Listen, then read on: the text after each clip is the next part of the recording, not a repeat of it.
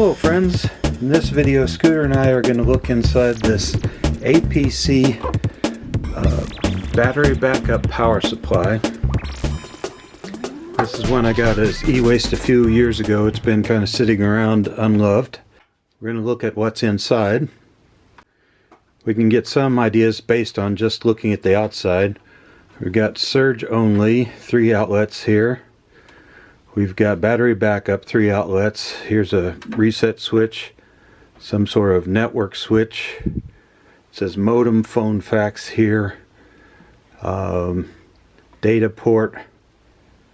So I guess these are actually phone connectors, and this is a standard network connector. A little activity light. This one came from e-waste, and I think the reason these are out there is that people have decided in a lot of cases that they're not worth the cost of maintaining. And there's a lot more sort of network attached cloud solutions. This one I already took out the battery. It's a 12 volt lead acid battery. So those are lead acid batteries are the type used in gasoline cars, and they have advantages of being relatively cheap, but they do wear out and need to be replaced eventually. And my guess is that this one was thrown out because it wasn't worth the cost of replacing the battery at some point, and they kind of decided it was trying to solve a problem that wouldn't be necessary anymore with network backups and so on. There's other ways to sort of preserve your data. My experience with these in a workplace setting has been that the battery problems mean... Oh, Scooter's making a getaway.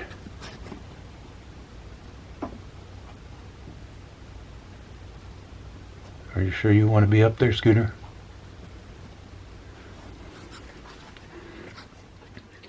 My experience with these in a workplace setting is that they're kind of more trouble than they're worth. They don't solve too many problems, and they cause problems of their own, like this model. I know beeps a lot when the battery is going bad, which is going to be pretty obnoxious. So let's think about what we can expect to find on the inside.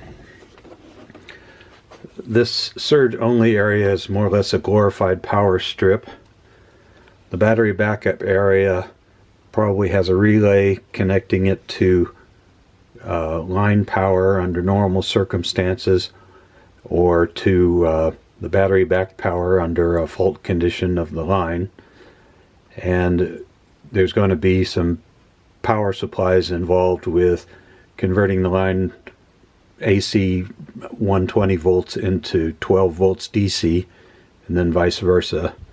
So this has what amounts to 2 switching power supplies in it, probably some sort of control board for the other connections, and the power light, and some basic logic.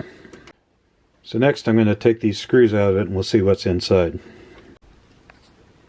Scooter's curious to find out what's inside too. I took the screws out, and this part is kind of half loose and half captive, so I'm going to bang and pry on that until it pops out. We'll get back to you shortly. Well, I've done some prying and twisting and everything I can think of, and this still isn't popping out.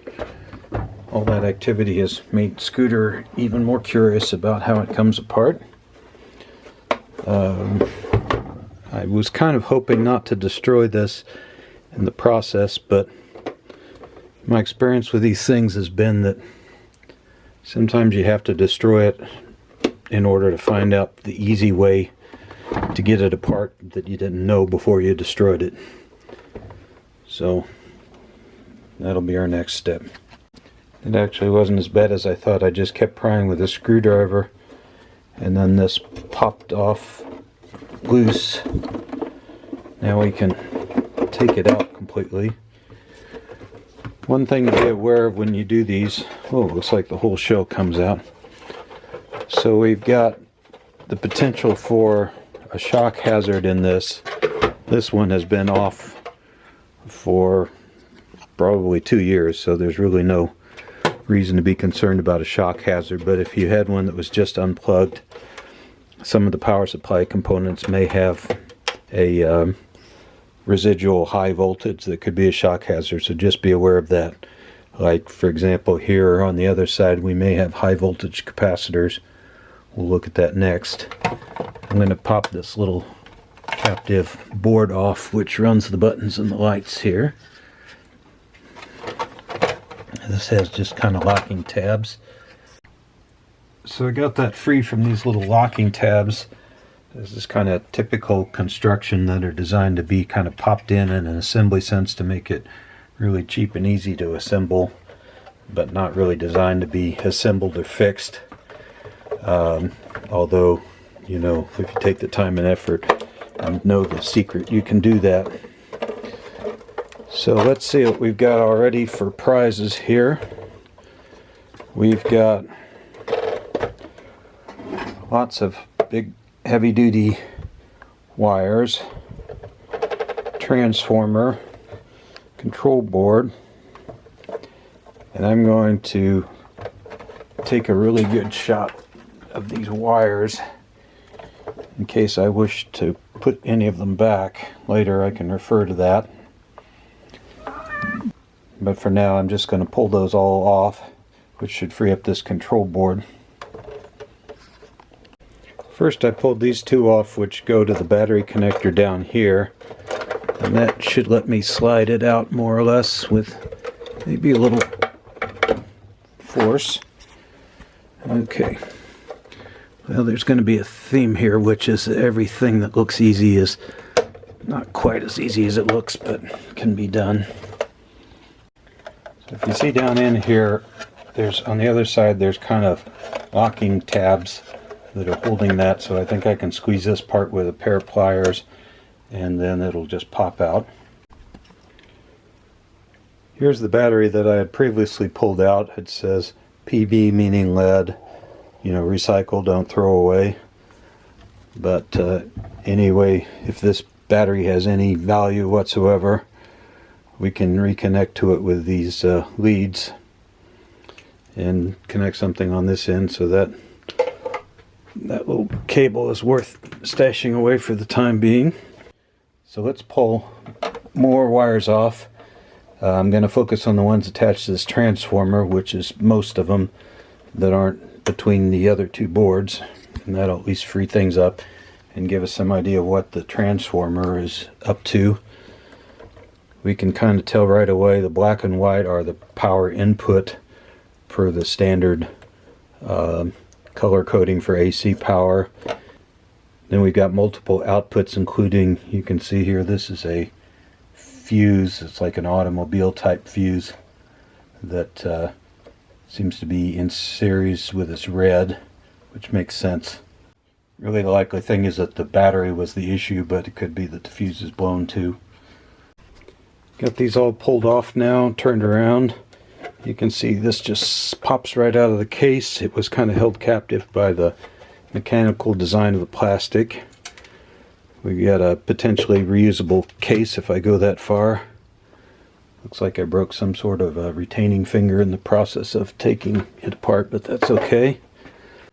There's a part number on this transformer, so I could look up what the specs are on it later, or it wouldn't be that hard to connect AC to this and then kind of just scope out all the voltages with a multimeter or whatever, horoscope.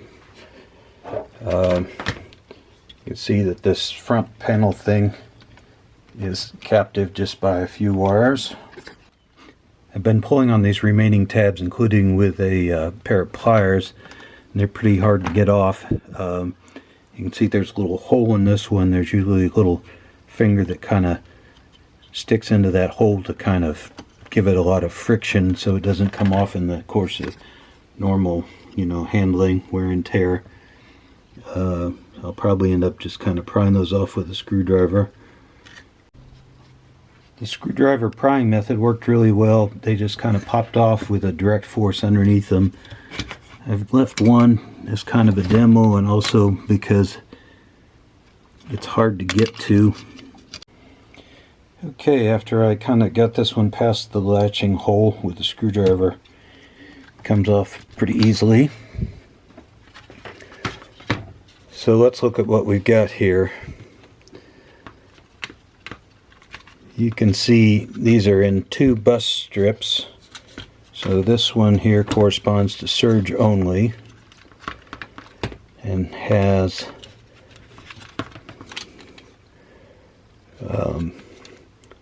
this is the back side of a sort of, they call it reset switch, but it's really kind of a global power interruption to the whole system.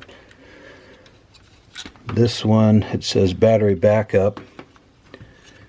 So this board goes on there, but I think these black tubes in the bottom are relays that switch between direct connection to the AC input versus the AC generated from the battery backup system. You can see there's these little gray retaining tabs here that we'll have to kind of push aside to get that out. Well, I was wrong about the relays. I'd forgotten that these are actually the phone connector jacks. I think this is just a connection straight through, possibly with some sort of passive filtering on it maybe. I'm not sure. This might go with the overall thing. This is the earth ground for the AC system, and these are I believe varistors, which are kind of a power conditioning component. These look like capacitors, so not sure exactly how those play into it, but those aren't of a lot of interest to me personally. This is what I kind of hope to reuse for another project. Part of it, we get the interruption switch in the panel, so that's actually not the most important part. But next we're going to look at this main board. Here's the little display board. You can see it's got 4 captive LEDs, a little ribbon cable, and the some sort of reset button that's probably labeled on the front. Here we see a lot of things we can expect. Here's a relay. It says 12 volts DC, 8 amps, 250 volts down here. So I assume it switches on 12 volts, but it can carry 8 amps of 250 volts. We've got these large elements that are on these large heat sinks. So those are power transistors. It looks like 2 are missing, so I assume that was kind of an optional part of the design. And these just look like just blocks of aluminum as far as I can tell. We've got some, power control ICs of some kind that run the switching power supply.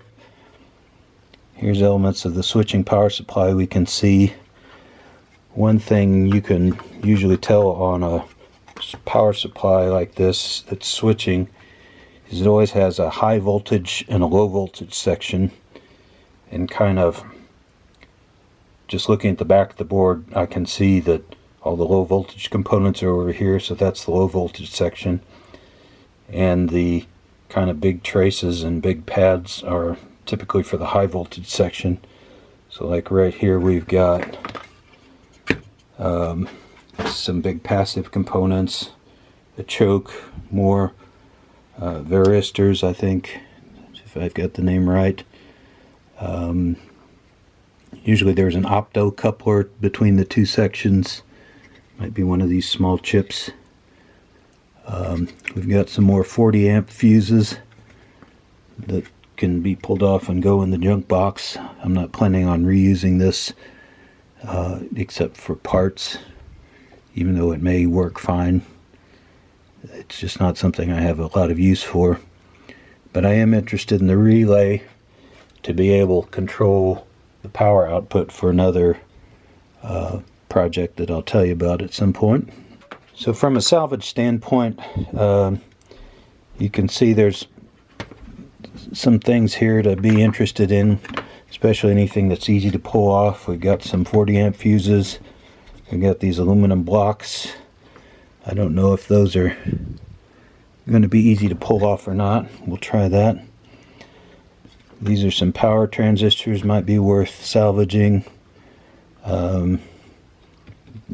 Big can capacitor, maybe I'll take that if it's easy. This little buzzer, kind of a handy thing to have handy if you want to annoy people, like this power supply type annoys me whenever the battery goes bad. And network jack and LED. Don't have any use for that particularly, may take the LED. So I won't show you the desoldering process for all this, but if I do take it apart, maybe I'll just kind of show you a little pile of parts that I took off of it.